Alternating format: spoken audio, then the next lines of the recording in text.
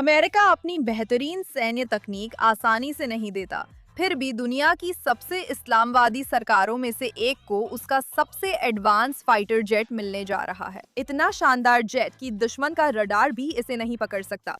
Turkey ने सालों तक एक सामान्य भरोसेमंद अमेरिकी सहयोगी की तरह व्यवहार किया है, लेकिन इस दिखावे के पीछे वो उन समूहों को हथियार और पनाह दे रहा है जो इजराइल को नष्ट करना चाहते हैं, रूस के करीब जा रहा है और खुद को धरती पर कट्टरपंथी राजनीतिक इस्लाम का सबसे ताकतवर समर्थक बना रहा है। इस हफ्ते ये दिखावा पहले से कहीं ज्यादा काम आ सकता है। जेनजी टीवी पर मीरा केशी में आपका स्वागत है। यहाँ शुरू से पूरी कहानी बताई गई है। F-35 अमेरिका का सबसे उन्नत फाइटर जेट है, जिसकी मुख्य ताकत स्टेल्थ है। इसे ऐसा बनाया गया है कि दुश्मन का रडार इसे पकड़ नहीं पाता। यही इसका मकसद है। स्टेल्थ हटाने पर यह केवल एक महंगा सामान्य हवाई जहाज बन जाता है। बिना पकड़े उड़ने की क्षमता एक बहुत बड़ी सैन्य बढ़त है, जिसे अमेरिका अपने दुश्मनों को देना नहीं चाहता। ये बात अपने आप में काफी साफ है। संयुक्त राज्य अमेरिका स्टेल्थ तकनीक को अपनी सबसे कड़ी सुरक्षा वाले रहस्यों में से एक मानता है। F-35 रडार पर वास्तव में कैसा दिखता है, ये जानकारी ज्यादातर लोगों को पता भी नहीं है। अगर कोई दुश्मन कभी इसे ठीक ठीक समझ लेता, तो वे इसे पकड़ने और गिराने के लिए सिस्टम बना सकते थे। सिर्फ तुर्की के जेट ही नहीं, बल्कि सभी F-35 जिनमें अमेरिकी पायलटों द्वारा उड़ाए जा रहे जेट भी शामिल हैं। इसलिए F-35 सभी को बिक्री के लिए उपलब्ध नहीं है। सिर्फ कुछ भरोसेमंद देश ही इसे पाते हैं और अमेरिका उस समूह को सावधानी से नियंत्रित करता है। 2017 में तुर्की ने ऐसा कुछ किया जिससे F-35 पाने की उसकी सारी संभावनाएं खत्म हो जानी चाहिए थीं। उसने एक रूसी निर्मित वायु रक्षा प्रणाली लाई, जिसे S-400 कहा जाता है। S-400 एक उन्नत रडार प्रणाली है। उसे उसी देश रूस ने बनाया है, जिसे अमेरिका की स्टेल्थ तकनीक को छिपने के लिए डिजाइन किया गया है। अगर आप एक ही देश में रूसी रडार प्रणाली और अमेरिकी स्टेल्थ जेट रखते हैं, तो आप रूसी टेक्नीशियनों को S-400 का रखरखाव और संचालन करने का मौका देते हैं, जिससे उन्हें ये देखने का सीधा मौका मिलता है कि F-35 रडार पर कैसे दिखाई देता है। जानकारी रूस के पास पहुंचते ही गुप्त नहीं रहती, वो इसे किसी से भी साझा कर सकता है और F-35 को दुनिया में कहीं भी गिराने में मदद कर सकता है। तो 2019 में जब तुर्की ने बार बार अमेरिकी चेतावनियों के बावजूद वास्तव में S-400 प्राप्त कर लिए, तो वॉशिंगटन ने सख्त रुख अपना लिया। तुर्की को F-35 कार्यक्रम से बाहर कर दिया गया, जो पहली बार किसी नेटो सदस्य के साथ हुआ। तुर्की के पायलटों को अमेरिका के प्रशिक्षण अड्डों से वापस भेजा गया। तुर्की ने जेट के लिए लगभग 900 अलग-अलग हिस्से बनाने की अपनी भूमिका खो दी और उसने जिस विमान का ऑर्डर दिया था, उसके लिए पहले ही लगभग 1.4 अरब डॉलर चुका दिए थे, लेकिन उसमें से कुछ भी कभी वापस नहीं मिला। बाद में कांग्रेस ने इस प्रतिबंध को एक कानून बना दिया। आसान शब्दों में, नियम सीधा है। तुर्की को F-35 विमान तभी मिलेंगे जब वो सभी S-400 यूनिट पूरी तरह हटा देगा, यानी कोई रूसी ट्रैकिंग डेटा नहीं बचेगा। उन्हें सिर्फ S-400 का इस्तेमाल रोकना नहीं, बल्कि पूरी तरह हटाना होगा। इसमें कोई अपवाद नहीं है। राष्ट्रपति को ये नियम अनदेखा करने की कोई विशेष छूट नहीं है और ये बहुत अहम है। वैसे ये सब जानने के बावजूद और जब ये बात बहुत बहुत साफ कर दी गई थी, तब भी तुर्की के रूस के साथ नजदीकियां बढ़ाने के फैसले में कोई बदलाव नहीं आया। तुर्की के पास आज भी सभी S-400 हैं जो उसने खरीदे थे। करीब 200 मिसाइलें अब भी अपने मूल परिवहन कंटेनरों में रखी बताई जाती हैं, जिन्हें कभी बॉक्स से नहीं निकाला गया। तुर्की ने कुछ नहीं हटाया, जो और प्रभावी होता अगर वे सच में F-35 का हिस्सा बनना चाहते। बस इतना है कि उन्होंने बस उस सिस्टम का सक्रिय रूप से इस्तेमाल करना बंद कर दिया है, तो उन्हें लगता है कि वे इसी से बच सकते हैं। ये तुर्की को रूस से दोस्ती की पहली सजा थी, साथ ही एक और सजा भी थी।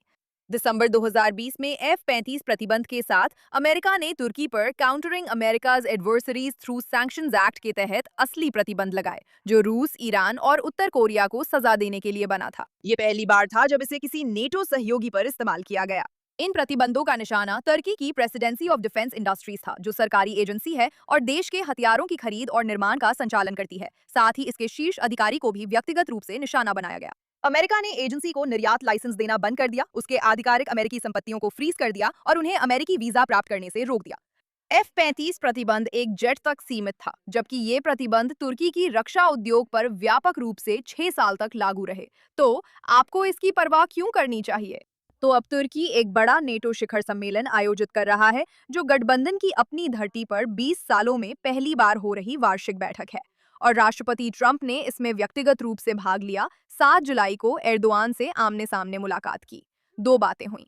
पहली बात, प्रतिबंध हटाए जा रहे हैं। ट्रंप ने एर्दोआन के बगल में खड़े होकर कहा कि अमेरिका 2020 के प्रतिबंध पूरी तरह हटा रहा है। उन्होंने कहा, हम प्रतिबंध हटा देंगे। उन्होंने कहा, हम दोस्तों पर प्रतिबंध नहीं लगाना चाहते। उनके विदेश, वित्त और रक्षा मंत्री पहले ही बारीकियां तय कर रहे थे। और दूसरी बात, F-35 खुद तुर्की को दिए जाने के करीब है, लेकिन अभी 100% पुष्टि नहीं हुई है। ट्रंप ने इसे एक ऐसा फैसला बताया जो वे लेने वाले हैं और इन जेट्स की तारीफ की कि ये सबसे बेहतरीन विमान है, लेकिन पत्रकारों के सामने उन्होंने अंतिम हाँ नहीं कही। एर्दोआन ने पत्रकारों से कहा कि उन्हें पहले ही 5 F-35 जेट्स का वादा किया गया है, जिससे लगता है असली जवाब हाँ है और औपचारिक घोषणा बाकी है, या वे झूठ बोल रहे हैं, जो हैरानी की बात नहीं होगी। और फिर भी अब तक ऐसी कोई खबर नहीं आई है कि तुर्की ने वास्तव में कोई भी S-400 छोड़ा हो। कानून अभी यही कहता है कि जब तक मिसाइलें नहीं हटाई जाती, तब तक कोई विमान नहीं मिलेगा, और मिसाइलें अभी भी मौजूद हैं। प्रतिबंध हट रहे हैं और विमान को संभवतः मंजूरी मिल सकती है, जबकि कानूनी शर्तें अभी भी अधूरी हैं। कानून के अनुसार मिसाइलें हटने तक विमान नहीं मिलेगा, लेकिन मिसाइलें रहते हुए भी विमान को मंजूरी मिल सकती है। और यही तुर्की के साथ असली समस्या है, क्योंकि ये कहानी विमानों के बारे में नहीं है, ये किसी बहुत बहुत बहुत बड़ी चीज के बारे में है। तुर्की के खतरे और ये दावा करने के खतरों के बारे में कि वे हमारे दोस्त हैं। कई सालों तक हम सब ईरान को ही सबसे बड़ा खतरा मानकर उस पर ध्यान केंद्रित करते रहे। वे एक तात्कालिक खतरा थे, आतंक का इस्तेमाल कर रहे थे और तबाही फैला रहे थे। लेकिन जब वे बढ़ रहे थे और अपना काम कर रहे थे, उसी दौरान एक और इस्लामवादी खतरा भी बढ़ रहा था, और वे ईरान से कहीं ज्यादा चालाकी और समझदारी से अपना काम कर रहे थे। वे वैधता और स्वीकार्यता हासिल करते जा रहे थे। जब मैं वे कहती हूँ तो मतलब तुर्की से है, और वैध से मेरा मतलब है सचमुच पूरी तरह स्वीकार्य। तुर्की नेटो का सदस्य है, जो एक सैन्य गठबंधन है जिसमें अमेरिका और यूरोप के ज्यादातर देश शामिल हैं, और जो इस विचार पर बना है कि सदस्य देश एक दूसरे की रक्षा करेंगे और आमतौर पर भरोसेमंद साझेदार के रूप में काम करेंगे। नेटो के किसी एक देश पर हमला होने पर बाकी देश उसकी रक्षा करते हैं। ये शानदार रणनीति है, जब तक कोई सदस्य पश्चिम के खिलाफ योजना ना बना रहा हो, जानते हुए कि नेटो के सदस्य फंस जाएंगे। कागजों पर तुर्की अमेरिका का सबसे पुराने सहयोगियों में से एक है, लेकिन असल में उनके काम अलग कहानी बताते हैं, जिसे लोग किसी वजह से नजरअंदाज कर रहे हैं। उन्होंने कथित तौर पर 2012 से 2016 के बीच करीब 20 अरब डॉलर की ईरानी तेल रकम अमेरिकी प्रतिबंधों से बचाकर भेजी, जिसमें वरिष्ठ अधिकारियों के नाम भी शामिल हैं। उन्होंने सार्वजनिक रूप से इस विचार को खारिज कर दिया है कि मुस्लिम ब्रदरहुड को एक आतंकवादी समूह माना जाना चाहिए, और उन्होंने सक्रिय रूप से उनका समर्थन किया है, या कुछ लोग कह सकते हैं वे खुद ही वही हैं, मेजबान। वे हमास की मेजबानी करते हैं और उसकी फंडिंग में मदद करते हैं। हमास के वरिष्ठ नेता इस्तांबुल से खुलेआम काम करते हैं। अमेरिकी ट्रेजरी ने हमास के सैन्य नेटवर्क तक धन पहुंचाने वाली तुर्की संस्थाओं पर प्रतिबंध लगाए। और याद रखिए, हमास एक आतंकवादी संगठन है। उन्होंने एक अमेरिकी नागरिक को कमजोर आतंकवाद के आरोपों में बंधक बनाया है, जिसे आमतौर पर कैदी अदला बदली के दबाव के रूप में देखा जाता है। मामला गंभीर था। डोनाल्ड ट्रंप ने 2 तुर्की मंत्रियों पर प्रतिबंध लगाए, और वे रूस के लिए प्रतिबंधों से बच निकलने का रास्ता बन गए। 2022 से तुर्की ही एकमात्र नेटो सदस्य है जिसने रूस पर प्रतिबंध नहीं लगाए, और ये पश्चिमी पाबंदियों को दरकिनार करते हुए प्रतिबंधित सामान और धन कुबेरों के पैसे के लेन देन का केंद्र बन गया है। उन्होंने अमेरिका के अपने युद्ध क्षेत्र सहयोगियों पर हमला किया। 2019 में तुर्की ने उत्तरी सीरिया में उन कुर्द सेनाओं पर हमला किया जिन्होंने आईएसआईएस को हराने में अमेरिकी सैनिकों के साथ लड़ाई लड़ी थी और जान दी थी। अमेरिका ने हस्तक्षेप की बजाय पीछे हटना चुना और इजरायली नेतृत्व की तुलना हिटलर से करते हुए इजराइल पर हमले की धमकी दी, जबकि वो उसका बड़ा सहयोगी है। इन सब बातों से उनकी पश्चिम विरोधी प्रवृत्ति दिखती है, लेकिन तुर्की के प्रमुख एर्दोआन का बयान मुझे सबसे ज्यादा परेशान करता है। वो लोकतंत्र को इस तरह बताते हैं, और मैं उद्धृत करती हूँ, ये एक ट्रैम की तरह है। आप इसमें तब तक सवारी करते हैं जब तक आप अपनी मंजिल पर नहीं पहुंच जाते, फिर आप उतर जाते हैं।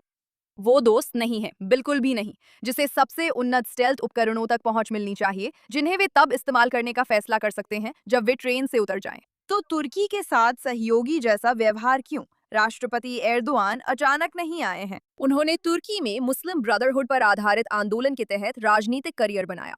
ये एक पुराना अंतर्राष्ट्रीय आंदोलन है जो मानता है कि इस्लाम केवल व्यक्तिगत धर्म नहीं, बल्कि सरकार का सिद्धांत है। याद रखिए, इस्लाम सिर्फ एक निजी धर्म नहीं, बल्कि एक राजनीतिक व्यवस्था भी है। तुर्की में मुस्लिम ब्रदरहुड की कोई आधिकारिक शाखा नहीं है, क्योंकि उसे इसकी जरूरत ही नहीं है। एर्दोआन की अपनी राजनीतिक पार्टी उसी आंदोलन के विचारों से सीधे निकली है, बस उसका नाम बदल दिया गया है। एर्दोआन तुर्की के नेता बनने पर सिर्फ मुस्लिम ब्रदरहुड से सहमत नहीं हुए, बल्कि दुनिया भर में इसके सबसे बड़े सरकारी प्रायोजक बन गए। 2011 में, जिसे अरब स्प्रिंग कहा जाता है, उस दौरान जब ब्रदरहुड से जुड़े सरकारों ने मध्य पूर्व में थोड़े समय के लिए सत्ता संभाली, तो तुर्की ने उनका पूरा समर्थन किया। 2013 में मिस्र की ब्रदरहुड सरकार हटाए जाने पर एर्दोआन ने करीब 1500 निर्वासित मिस्री ब्रदरहुड सदस्यों को शरण दी, जिससे इस्तांबुल इस आंदोलन के लिए सुरक्षित ठिकाना और संचालन केंद्र बन गया। सीरिया से ब्रदरहुड से जुड़े लोग भी वहां गए। हमास का वरिष्ठ नेतृत्व भी वहां पहुंचा, क्योंकि हमास मुस्लिम ब्रदरहुड सरकार की फिलिस्तीनी शाखा है। गाजा में हमास, लीबिया का ब्रदरहुड नेटवर्क और सीरिया में इस्लामी शासन, ये सब एक ही परियोजना है जो एक ही राजधानी और कारण से संचालित है। ये अलग अलग संबंधित खबरें नहीं हैं। तुर्की ने लगभग 2 दशकों तक राजनीतिक इस्लाम का प्रमुख वैश्विक प्रायोजक और शायद नेता बनने की कोशिश की है, आतंकवादी इस्लाम का नहीं। कुछ लोग जो इसे करीब से देखते हैं, वे एर्दोआन को एक आधुनिक खलीफा के रूप में खुद को स्थापित करने की कोशिश करते हुए बताते हैं, जो मुस्लिम दुनिया के सर्वोच्च धार्मिक और राजनीतिक नेता का ऐतिहासिक पद है। टर्की ने सदियों तक उस्मानी साम्राज्य के तहत ये भूमिका निभाई थी, जो 1920 के दशक में खत्म हुई थी, और इस्लामवादियों की याददाश्त छोटी नहीं होती। एक बार जब आप ये देख लेते हैं, तो बाकी सब कुछ समझ में आने लगता है। टर्की वास्तव में नेटो सदस्यता या F-35 जेट्स और अंतरराष्ट्रीय प्रतिष्ठा अपने लिए नहीं चाहता। वो इन साधनों को एक महाशक्ति बनने के लिए, ऐसी ताकत बनने के लिए जिसे नजरअंदाज न किया जा सके, चाहता है। इन सभी चीजों का हर एक उदाहरण मुस्लिम दुनिया के दर्शकों के लिए इस बात का सबूत है कि तुर्की अब इतना महत्वपूर्ण बन गया है कि पश्चिम उसे ना नहीं कह सकता। ये सबूत एर्दोगान के उस दावे को मजबूत करता है कि वो नेता हैं जिसकी वैश्विक आंदोलन को कमी महसूस हो रही थी। गठबंधन की सदस्यता कभी लक्ष्य नहीं थी, ये असली लक्ष्य को संभव बनाने वाला आवरण है। ये रणनीतिक रूप से ईरान से अलग है। इस्लामिक रिपब्लिक के रूप में उनके अंत के साथ तुर्की नेतृत्व संभालने के लिए उपयुक्त है।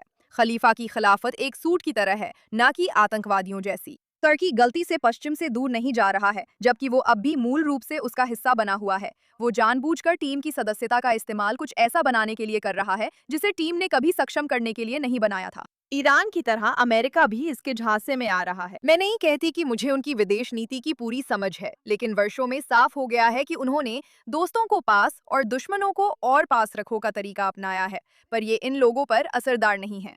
ये बात ईरान के साथ साफ हो गई थी, अब टर्की के साथ भी होनी चाहिए। लेकिन फिर भी इस खेल में इजराइल आगे है। F-35 विमानों के तुर्की को बेचे जाने की खबर के साथ ही नेतन्याहू ने तुरंत साफ कर दिया कि वो इसके खिलाफ है। इजराइल ने ये सबक सीख लिया है, जो लोग आपसे नफरत करते हैं, उन्हें खुश करने की कोशिश मत करो। बस उन्हें हथियार या गोला बारूद मत दो।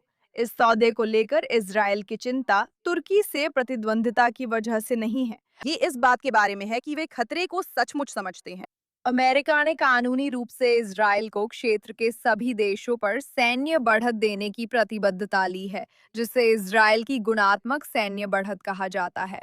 ये कानून में शामिल है कि अमेरिका को इजराइल के आसपास कहीं भी किसी भी हथियार की बिक्री को कैसे संभालना चाहिए, और क्षेत्र के सबसे उन्नत स्टेल्थ जेट को उस देश को देना जहां हमास के नेता रहते हैं और जिसके राष्ट्रपति इजराइल के बारे में उसी तरह बात करते हैं जैसे एर्दोआन करते हैं, उस वादे के लिए कोई छोटा जोखिम नहीं है। ये शायद वही स्थिति है जिसे रोकने के लिए ये वादा किया गया था। इसीलिए टर्की को बेचने के साथ साथ इजराइल को F-35 के विकल्प F-47 तक जल्दी पहुंच देने की चर्चा हो रही है, ताकि उसकी तकनीकी बढ़त बनी रहे। स्पष्ट रूप से कहे तो अगर तुर्की को F-35 मिल भी जाते हैं, तो इजराइल उससे निपटने में सक्षम रहेगा। फिर भी इजराइल के प्रधानमंत्री बेंजामिन नेतन्याहू इस सौदे का आक्रामक विरोध कर रहे हैं। वे तुर्की सरकार को मुस्लिम ब्रदरहुड के प्रभाव में बताते हैं और साइप्रस पर तुर्की के कब्जे की बात करते हैं। और एर्दोगन के अपने ही शब्दों को तर्क के रूप में पेश किया जा रहा है कि तुर्की पर इस तकनीक के साथ भरोसा नहीं किया जा सकता, या सच कहें तो किसी भी चीज के साथ नहीं। हम एक ऐसी चीज का सार्वजनिक रूप देख रहे हैं जिसे इजराइल बहुत लंबे समय से देखता और लेकर चिंतित रहता आया है, और कमरे में मौजूद लगभग किसी भी अन्य व्यक्ति से ज्यादा करीब से और ज्यादा समय से देख रहा है। तो जब ट्रंप एर्दोगान के करीब जा रहे हैं, क्या इसे रोकने के लिए कुछ किया जा सकता है? कांग्रेस के पास यहाँ एक असली हथियार है। ये औपचारिक रूप से बिक्री को अस्वीकार करने के लिए मतदान कर सकती है, लेकिन उस मतदान को पहले हाउस में और फिर सेनेट में पास होना होगा, और फिर राष्ट्रपति के वीटो से बचना होगा, जिसे दोनों सदनों में 2/3 बहुमत से ही पलटा जा सकता है, और इसे पार करना बहुत मुश्किल है। और ट्रंप ने इससे पहले भी ठीक इसी तरीके का इस्तेमाल सफलतापूर्वक किया है, जब उन्होंने अपने पहले कार्यकाल में कांग्रेस की आपत्तियों के बावजूद सऊदी अरब और यूएई को हथियारों की बिक्री करवाई थी। हालांकि अगर ऐसा नहीं भी होता है तो एक अच्छी खबर है, और वो समय को लेकर है, भले ही वो कानून को लेकर ना हो। अगर इसे इस हफ्ते मंजूरी मिल भी जाती है तो असली जेट्स इतनी जल्दी नहीं पहुंचेंगे। टर्की को उत्पादन लाइन में पीछे रहना होगा। हाल के खरीदारों को सौदा साइन करने के बाद पहला विमान पाने में 4-5 साल लगे। तो हकीकत में 2030 से पहले तुर्की के आसमान में कोई F-35 नहीं उड़ेंगे। ये अंतर अच्छा है। अब कांग्रेस को इसका विरोध जारी रखते हुए जो भी मिसाइल या बंदूक वाली तरकीब अपनाई जाए उस पर कानूनी चुनौती देनी चाहिए। अब इजराइल को ये सुनिश्चित करना चाहिए कि तुर्की से पहले ही वो अगली जेट टेक्नोलॉजी में एक पीढ़ी आगे रहे। आप जानती हैं, इजराइल शायद इन जेट्स की पहचान करने की तकनीक विकसित कर सकता है, लेकिन यहाँ समस्या ये नहीं है। इजराइल ने अपने पूरे अस्तित्व में सिर्फ जिंदा रहने की लड़ाई लड़ी है, लेकिन दूर से देखें तो ये लड़ाई बड़ी चीज का छोटा रूप है जो अब पूरा पश्चिम झेल रहा है, चाहे उसे पता हो या नहीं। इजराइल ने भी सालों तक वही गलती की जैसे आजकल सब करते हैं, दोस्ताना फोटो, सम्मेलन, हैंडशेक और खुद को निष्पक्ष बताने वाले मध्यस्थों पर भरोसा। उसने खुद को समझाया कि साझा संस्थाएं वाकई साझा हितों का मतलब रखती हैं, और ये सबक बहुत मुश्किल तरीके से सीखा गया। और असल में सबक ये नहीं था कि किसी पर भरोसा मत करो, ये उससे भी आसान था। पैटर्न को पहचानो, खतरों को वैसे देखो जैसे वे वास्तव में उभर रहे हैं, न कि जैसे तुम चाहती हो कि वे वैसे ही बने रहें। जो वे सच में अपने शब्दों में कह रहे हैं उसे सुनो, न कि सिर्फ उस संस्करण को जो मानना तुम्हारे लिए ज्यादा आसान है। सबसे जरूरी है, दुश्मनों को तुम्हारे खिलाफ इस्तेमाल होने वाला हथियार मत दो। ये सबक सिर्फ इजराइल का नहीं हो सकता, पश्चिम को टिके रहने के लिए इसे सार्वभौमिक बनाना होगा। अगला देश ये सबक कड़वे अनुभव से सीखेगा, पर उसके पास इजराइल जैसी बढ़त नहीं होगी। शायद ये कुछ नहीं, सिर्फ डोनाल्ड ट्रंप का एक और खेल है। डोनाल्ड ट्रंप वही कर रहे हैं जो हमेशा करते हैं, दोस्त को खुश रखना और तोहफे देना। हालांकि इसका कोई खास मतलब नहीं, शायद ये कुछ और हो सकता है। वही गलत तर्क जिसने पश्चिमी देशों को एक दशक से अधिक समय तक ईरान से बातचीत में उलझाए रखा, ये सोचते हुए कि सब्र और नेक नियति से समझौता हो जाएगा। इजराइल ने ये गलती ना दोहराने का सबक सीख लिया है। इस हफ्ते सवाल है, क्या बाकी पश्चिमी देशों ने भी ये सीखा है? इजराइल इस लड़ाई के लिए तैयार है। अगर जरूरत पड़ी तो इजराइल तुर्की से भी निपट लेगा, लेकिन पश्चिमी देशों की तैयारी साफ नहीं है। देर होने से पहले उन लोगों की सुनिए जिन्होंने ये सबक पहले ही सीखा है। मैं यर्के हूँ, अगली बार मिलेंगे।